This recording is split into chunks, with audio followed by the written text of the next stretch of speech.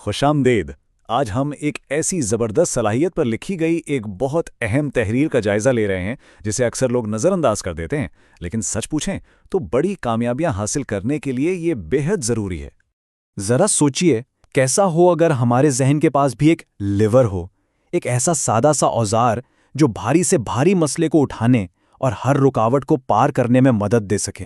آج کے اس تجزیے میں ہم جس تحریر کو سمجھ رہے ہیں اس کی بنیادی دلیل یہی ہے کہ ذہن کے لیے یہ لیور موجود ہے اور اس کا نام ہے توجہ یعنی فوکس۔ تو چلیے اس میں ذرا گہرائی سے اترتے ہیں۔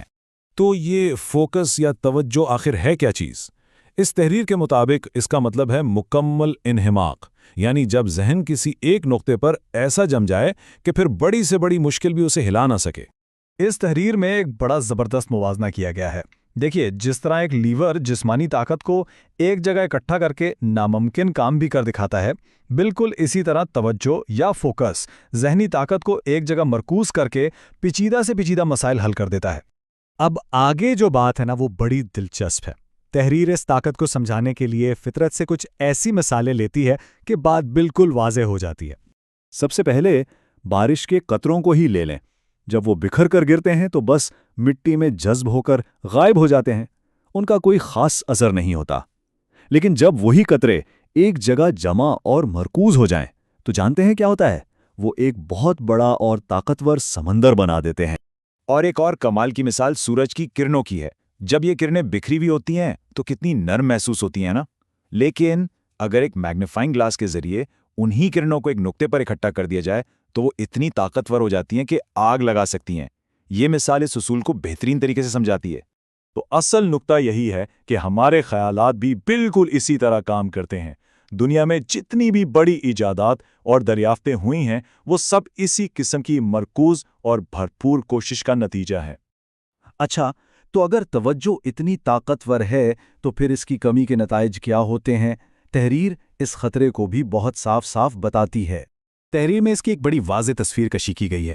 ایک بے مقصد شخص بالکل ایک بھٹکتے ہوئے جہاز کی طرح ہے جس کا مقدر آخرکار چٹانوں سے ٹکرانا ہی ہے، یا پھر ایک ایسے ہوائی جہاز کی طرح جس کے پاس کمپاس ہی نہ ہو۔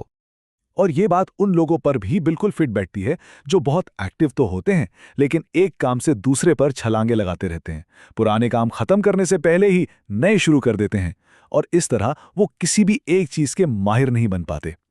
قدرت سے ہمیں ایک اور سبق ملتا ہے۔ سوچئے، ایک چھوٹا سا پودا جسے زمین میں لگایا جائے لیکن اس سے پہلے کہ وہ جڑیں پکڑ سکے اسے اکھاڑ کر دوسری جگہ لگا دیا جائے اور یہ بار بار کیا جائے تو کیا ہوگا؟ وہ پودا کبھی بھی ایک مضبوط درخت نہیں بن پائے گا، وہ بس مرجھا کر ختم ہو جائے گا۔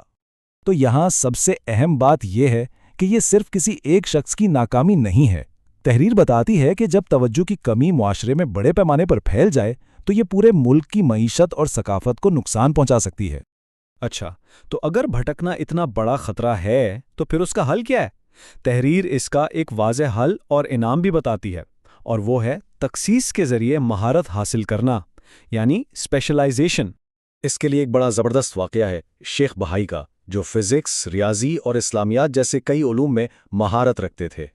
انہوں نے خود یہ بات مانی کہ اگرچہ وہ دوسرے عام علم رکھنے والوں سے بحث جیت جاتے تھے، لیکن جب بھی ان کا سامنا کسی ایسے شخص سے ہوتا جو اپنے شعبے کا حقیقی ماہر یعنی اسپیشلسٹ ہوتا تو وہ انہیں آسانی سے ہرا دیتا تھا، کیونکہ اس ایک شعبے میں ان کا اپنا علم کافی نہیں ہوتا تھا۔ اور اسی سے ہم تاریخ کے سب سے زیادہ فوکسڈ ذہنوں میں سے ایک کی طرف آتے ہیں، آئزک نیوٹن۔ انہوں نے اپنی وہ ناقابل یقین کامیابیاں کیسے حاصل کیں؟